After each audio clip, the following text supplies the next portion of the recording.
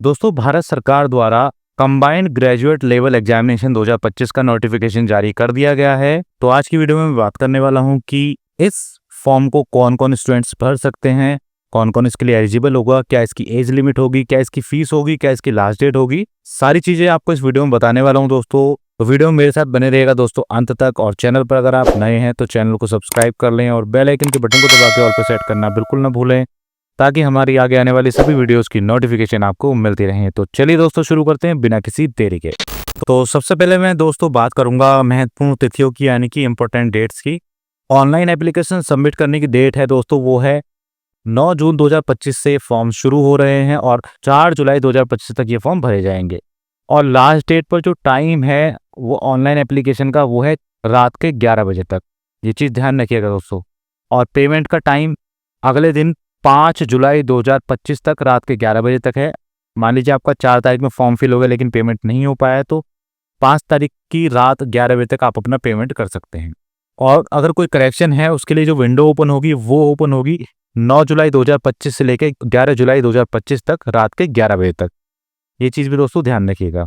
और दोस्तों, टीयर 1 और टीयर 2 के जो एग्जामिनेशन हैं उनकी टेंटेटिव शेड्यूल इस तरीके से दिया हुआ है। टीयर 1 का 13 अगस्त से लेकर 30 अगस्त के बीच में रहेगा और टीयर 2 का जो एग्जाम है वो दिसंबर 2025 में रहेगा।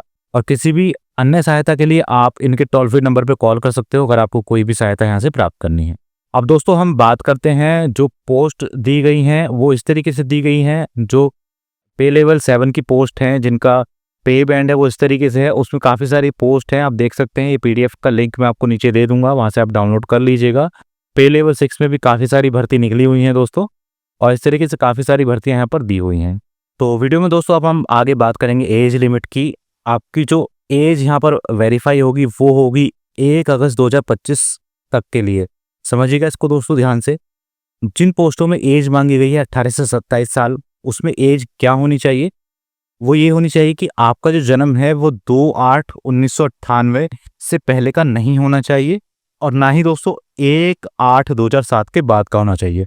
तो इन दो डेट्स के बीच का आपका जन्म होना चाहिए, तो आप इन वाली पोस्ट के लिए एलिजिबल हो। जिन पोस्ट में एज लिमिट मांगी गई है 20 से 30 साल के लिए, उनमें जो जन्म है वो 2/8/1995 से लेकर 1/8/2005 के बीच का होना चाहिए।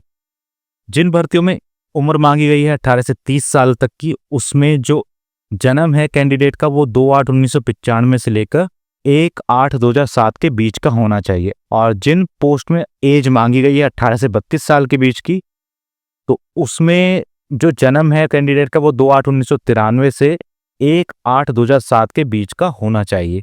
तो इस तरीके से आपका बर्थ होना चाहिए इन डेट्स के बीच में, जिन जिन में एज लिमिट इस तरीके से मांगी गई है। और जो दोस्तों परमिसेबल रिलैक्सेशन इन एज लिमिट है वो इस तरीके से है। SC/ST के लिए 5 साल की छूट है एज लिमिट में, OBC के लिए 3 साल की छूट है, और PWBD अनरिजर्व्ड के लिए 10 साल की छूट है। और इस तरीके से कई सारी कैटेगरी हैं दोस्तों PWBD की भी, इनमें अलग अलग तरीके से एज की छूट मिली हुई है। अब हम दोस्तों बात करेंगे एसेंशियल एजुकेशन क्वालिफिकेशन की, यानी कि ज़रूरी शैक्षिक योग्यता की। और ये जो आपकी शैक्षिक योग्यता है ये 1 अगस्त 2025 तक आपकी कंप्लीट होनी चाहिए। यानी कि 1 अगस्त 2025 तक आपके पास में वो डिग्री डिप्लोमा होना चाहिए जो इसमें मांगा गया है। तो सबसे पहले है जूनियर स्टैटिस्टिकल ऑफिसर के लिए, उसमें मांगा गया है bachelor degree in any subject from a recognised university और institute with at least 60% marks in mathematics at 12th standard level. तो किसी भी मान्यता प्राप्त विश्वविद्यालय या इंस्टीट्यूट से आपकी बैचलर डिग्री यानी कि UG डिग्री होनी चाहिए, और कम से कम 60% मार्क्स आपके मैथमेटिक्स में होने चाहिए 12th स्टैंडर्ड लेवल पर। या ये नहीं है तो इसके अलावा आपको चाहिए bachelor degree in any subject with statistics as one of the subject at degree level, यानी कि UG में आपके पास में स्टैटिस्टिक्स एज अ सब्जेक्ट होना जरूरी है। तो इन दोनों में से कोई भी कंडीशन अगर आप पूरी करते हैं तो इसके लिए आप एलिजिबल हैं इस वाली पोस्ट के लिए। दूसरी पोस्ट है स्टैटिस्टिकल इन्वेस्टिगेटर ग्रेड 2। इसके लिए जो योग्यता है वो है bachelor degree in any subject with statistics as one of the subject from recognised university. तो आपके पास UG में स्टैट सब्जेक्ट होना चाहिए मेन सब्जेक्ट के रूप में। और बाकी सभी पोस्ट के लिए दोस्तों उन्होंने कहा है bachelor degree from recognised university, यानी कि किसी भी मान्यता प्राप्त यूनिवर्सिटी से आपकी बैचलर की डिग्री होनी चाहिए, बाकी इन दो पोस्ट के अलावा जो भी पोस्ट हैं। और जो स्टूडेंट इस समय फाइनल ईयर के एग्जाम्स में अपीयर हो रहे हैं ग्रेजुएशन के, वो भी अप्लाई कर सकते हैं, लेकिन जो इनकी एसेंशियल क्वालिफिकेशन है यानी कि जो ग्रेजुएशन है वो 1 अगस्त 2025 तक कंप्लीट होनी चाहिए। तो अगर आप ग्रेजुएशन के अंतिम वर्ष में है, फाइनल ईयर का एग्जाम दे रहे हैं, तो आप अप्लाई कर सकते हैं, लेकिन आपका जो रिजल्ट है वो 1 अगस्त 2025 तक आ जाना चाहिए। इस डेट में आपकी बैचलर डिग्री कंप्लीट होनी चाहिए। अब दोस्तों इसमें एक स्टेप है हाउ टू अप्लाई। सारा प्रोसेस ऑनलाइन है दोस्तों अप्लाई करने के लिए। अगर आप कमेंट बॉक्स में कमेंट करेंगे कि कैसे अप्लाई करना है, उसकी वीडियो चाहिए, तो मैं एक अलग से वीडियो बना दूंगा कि किस तरीके से आपको ऑनलाइन अप्लाई करना है। सारी प्रोसेस ईजी स्टेप्स में आपको समझा दूंगा। चलिए अब बात करते हैं एप्लीकेशन फीस की। तो जो फीस है वो 100 रुपीज़ है और काफ़ी सारे कैंडिडेट्स के लिए ये एग्जेम्प्टेड है। इसमें जैसे वुमेन कैंडिडेट हो गए जो कि SC/ST कैटेगरी से हैं, PWD कैंडिडेट्स हो गए यानी कि person with benchmark disabilities, ex serviceman हो गए, इस तरीके के लोगों के लिए फीस की छूट है, यानी कि उनकी कोई फीस नहीं जाएगी। और जो फीस है आपकी वो भीम UPI, नेट बैंकिंग या वीज़ा मास्टर कार्ड इस तरीके के कार्ड से भी आप पे कर सकते हैं।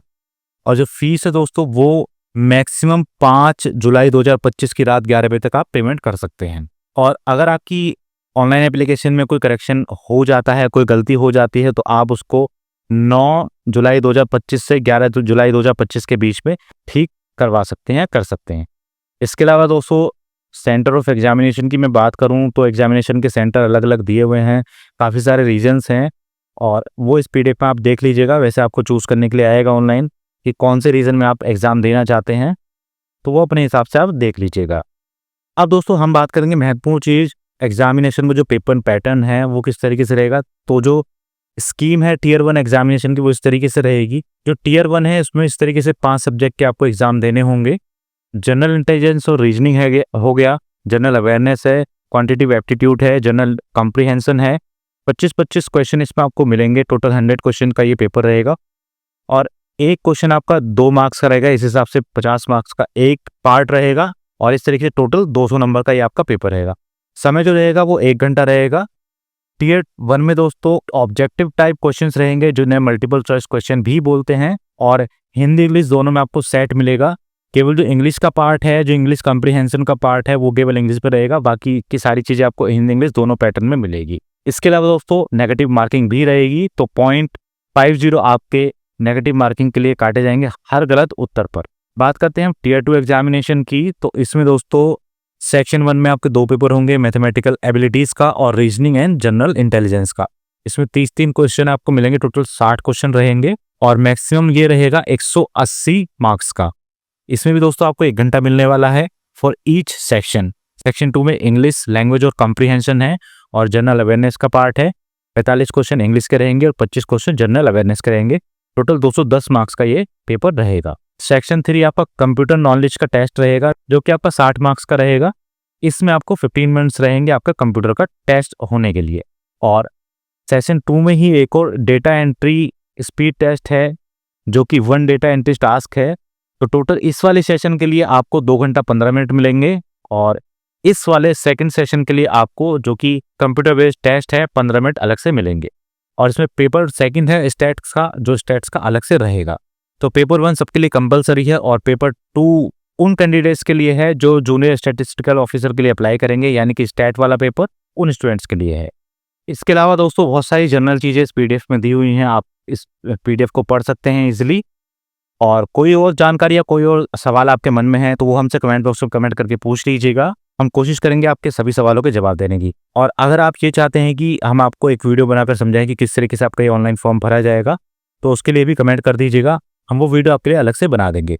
तो बस दोस्तों आज की वीडियो में इतना ही। उम्मीद करता हूँ वीडियो आपको पसंद आई होगी। वीडियो अगर आपको पसंद आई हो तो लाइक एंड शेयर कर दीजिएगा और चैनल पर अगर आप नए हैं तो चैनल को सब्सक्राइब कर लें और बेल आइकन के बटन को दबा के ऑल पे सेट करना बिल्कुल ना भूलें, ताकि हमारे आगे आने वाली सभी वीडियोस की नोटिफिकेशन आपको मिलती रहे। मिलते हैं दोस्तों अगली वीडियो में, तब तक के लिए जय हिंद, जय भारत।